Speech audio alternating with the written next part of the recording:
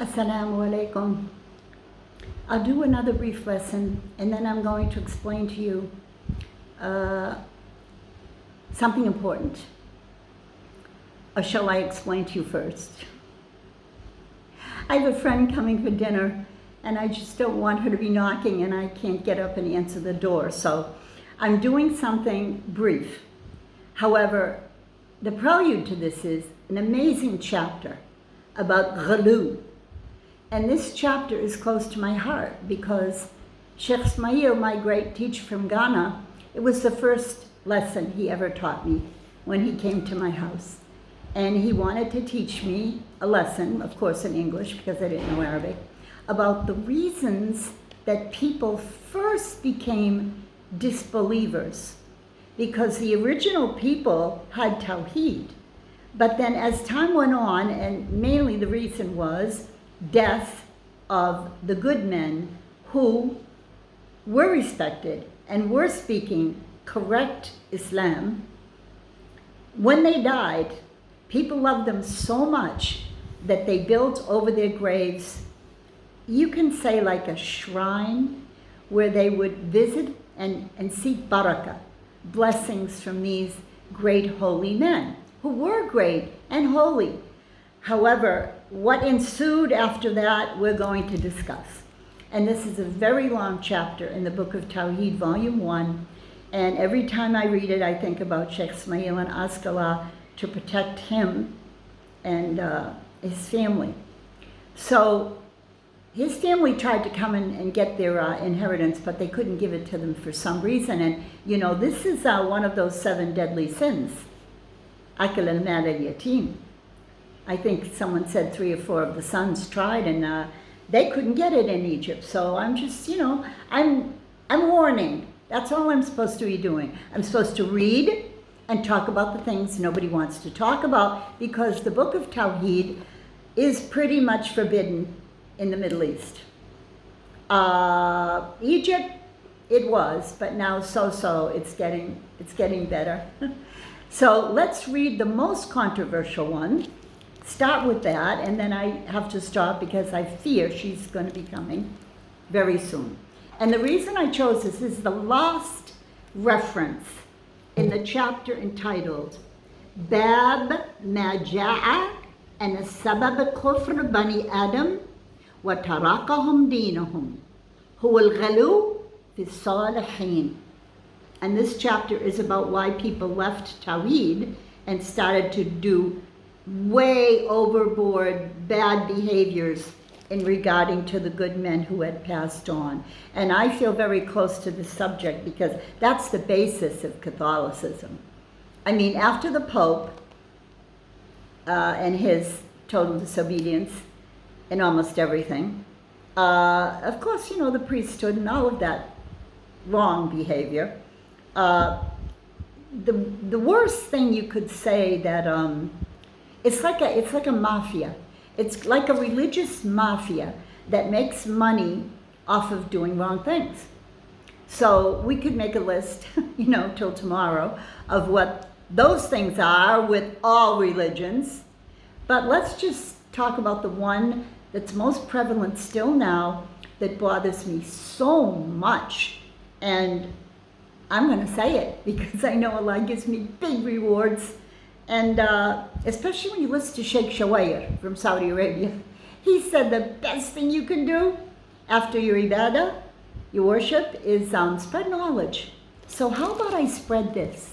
And I'm in Egypt right now, and this is like a homeland of the Sufi Turuq that do so many wrong things. But because they're so embedded in the culture, nobody wants to talk about it. Because what? I'm not embedded in the culture. Prophet Muhammad wanted us to get away from the culture. Leave the ways of your ancestors and do what Prophet Muhammad said. Now, one of my main complaints, let's say an issue that I'm never going to stop fighting, is how these young people can't get married because they don't own real estate property. And the rents are astronomically high, and the culture will not allow you to marry a girl unless you own your own house or flat or whatever you want to call it, apartment or whatever. This is downright insanity now in what we're living in 2026. So if I'm going to be here, and I came back here to learn more, that's why I came back here. Not only that, the weather is amazing and America's falling apart. Who knows though? Allah can forgive you with a blink of an eye. He can forgive America because they're ignorant. But I don't know what's going to happen here. So I'm just going to keep on saying what needs to be said, and let's begin with this one. Probably this is the most harmful one anyone can discuss. No Egyptian scholar is going to talk about this. That's why I'm here, right? Here we go. ما حكم الذهاب إلى القبور الصالحين لقراءة الفاتحة? What do we say about reading the Fatiha at the graves?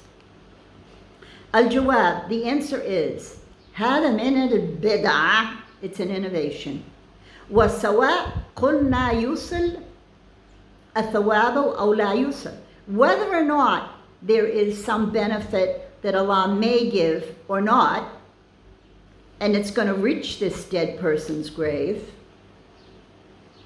فكونك تتخذ القراءة عند القبر خاصة. هذا من بدع. So we're not just talking about going to the graves, we're specifically talking about reading the Fatiha at the grave. إنما اختلف السلف فيما إذا قرأت الفاتحة عند الميت بعد دفنه مباشرة أو غيرها.